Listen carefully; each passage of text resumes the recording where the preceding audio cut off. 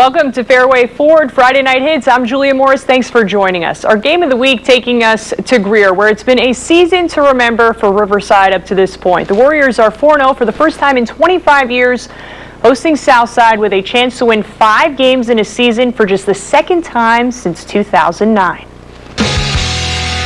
Today is Southside versus Riverside. The only team that can beat us is us. We gotta keep that mentality. Y'all gotta stay focused, all right? Nothing else matters tonight.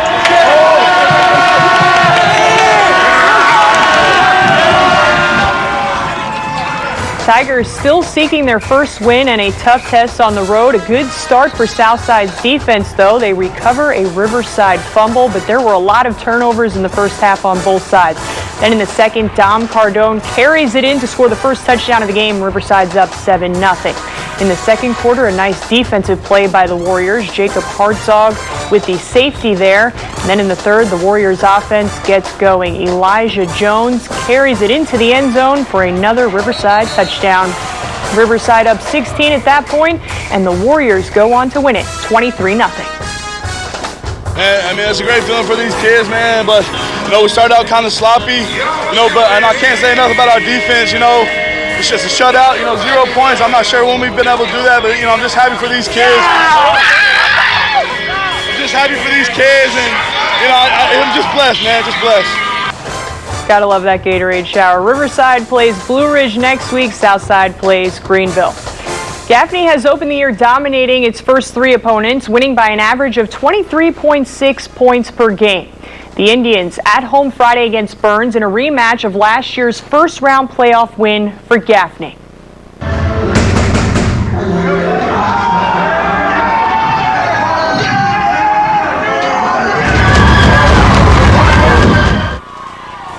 First quarter, Gaffney quarterback Grayson Loftus hands it off to Tyler Smith, who does the rest. Smith finds that hole up the middle, and Gaffney's up 7-0. Later in the first, after a Burns field goal, here's the ensuing kickoff. Gaffney's Edward Jeffries. Watch out. Nobody's going to catch him. He finds a seam, and he's gone 90 yards to the house, and the reservation would go crazy. Burns would respond late in the second quarter. Kenai Cook with a nifty scamper coming up. He finds his way through traffic, and that's a Rebels touchdown, but Gaffney goes on to win it 45-15. Malden back at home for the third time in 4 games to begin the year. The 2-1 Mavericks hosting Carolina. First quarter, Malden with the ball, and it's Randy Caldwell to score. It's 7-0 Mavericks. Then later in the first, Kelvin Johnson punches it in for Malden. This one all Mavs. They win it 48-13. Sky 4 over Easley Friday. TL Hanna 3-0 taking on Easley in the first quarter. Hanna has the ball in the 4. Jay Dillard hands it off to Jalen Thompson, who drives in for a touchdown. Yellow Jackets up 7-0. Hanna in the red zone again a few minutes later. Dillard hands it off to Vashun Burton, who punches it in. Hanna's padding its lead up 13-0, and TL Hanna's offense keeps rolling. The Yellow Jackets win it 62-14. Check out a few other scores. Chapman beat Chesney 46-22. Powdersville beat Liberty 40-0. And then Blue Ridge losing to Clinton 49-7. The final score of that one, Clinton 4-0 for the first time since 2010. Dutch Fork has spent all its game days in the upstate this year. The 5-time defending state champions at Greenwood on Friday with wins already over Wren and Burns. Playing in their 3rd game of the season Friday, all 3 have been in our area. First quarter, Dutch Fork has the ball, and check out David Patterson throwing a nice ball to Nick Sowell. 27-yard touchdown, Silver Foxes up 7-3. Second quarter, Greenwood responds. Dylan Rapley pitches it to Ty Patterson for a 13-yard touchdown. Greenwood's up 10-7, but that lead does not last long. Still in the second, Patterson keeps it for an 8-yard score. Dutch Fork retakes the lead, and Dutch Fork wins it 56-16. Lawrence didn't play last week due to COVID issues, but the Raiders down in Lexington taking on River Bluff. This one a defensive battle. The Gators up 7-0 to start the second half. Raiders start with the ball. Quarterback James Rawl flushed out of the pocket, though, tries to get rid of it, but he fumbles. River Bluff lands on it and takes over. That drive ends up in the red zone. Gators knocking on the door, but then they give the ball away. On that one, it's picked off by the Raiders, but they are still down 7 at that point, and River Bluff holds on to win a thriller in triple overtime, 21-14, the final score of that game.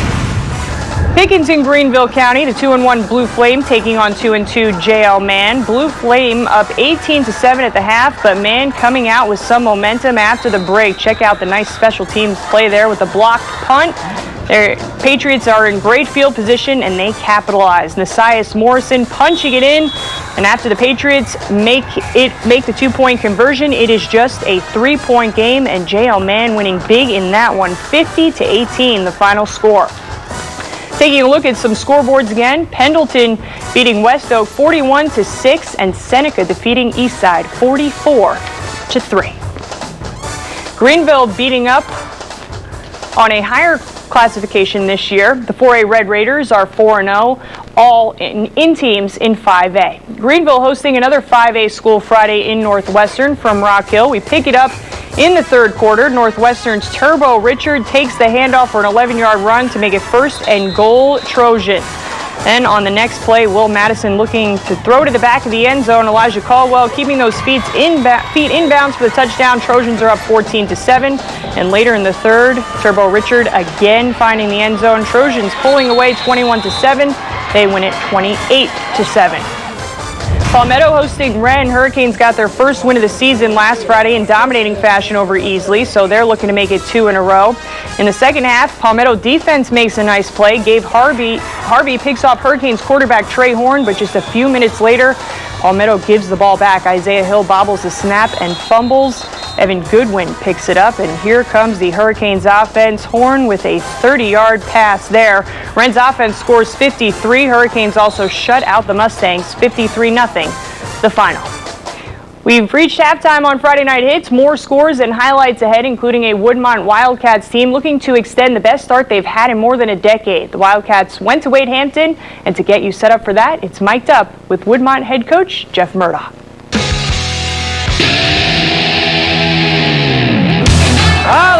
Let's go. He's possessive. You got to get behind that white line. Tell Terrell to bump over. No, I want to go 15 from here. If he's outside of you, don't fool with him, okay? I thought it was third down. Bring the heat, but listen, can't risk no personal foul, okay? We ain't running no time off. We're going to need a dry ball, okay? Let's get off the field right here, all right?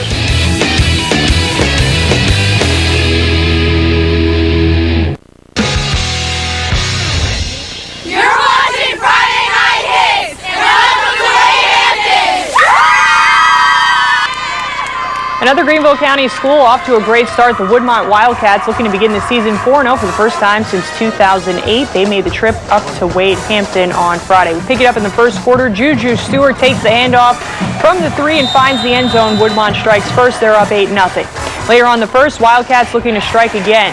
Javion Hawthorne takes the handoff for an 8-yard run to the house. The Wildcats go up 16. Woodmont wins it 65-29. That's a single game school record point total for Woodmont.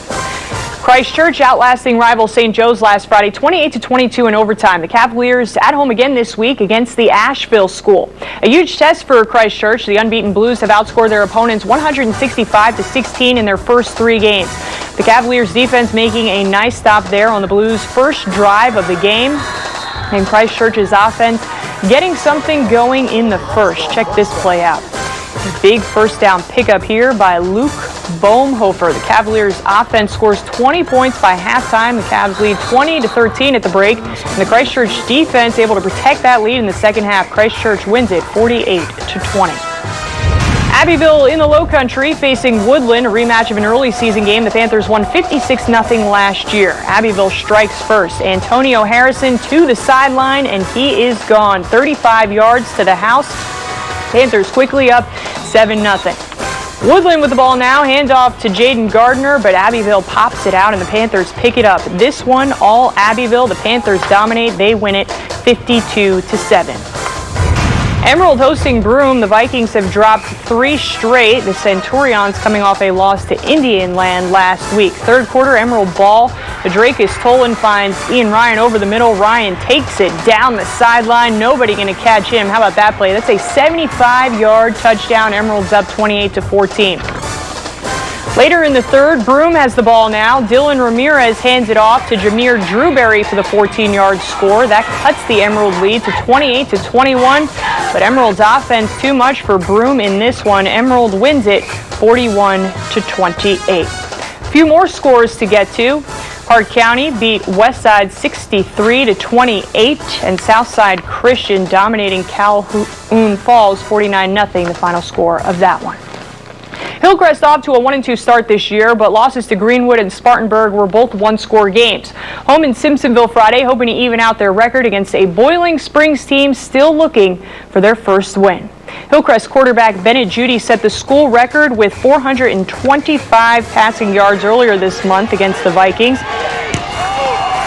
In the second quarter, Bulldogs punting, but it's blocked by the Rams defense, and that's a score. Rams up 14-0. In the third quarter, Boiling Springs fumbles and the Rams recover again. That's a safety. Hillcrest increases its lead.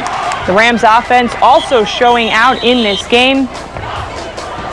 Hillcrest wins it 37-0. To Sky 4 now, Berea hosting Blacksburg. In the second quarter, Blacksburg has the ball on the 48-yard line. We pick it up there. Westmoreland tosses to Sam McSwain. McSwain gaining ground, but then the ball comes loose.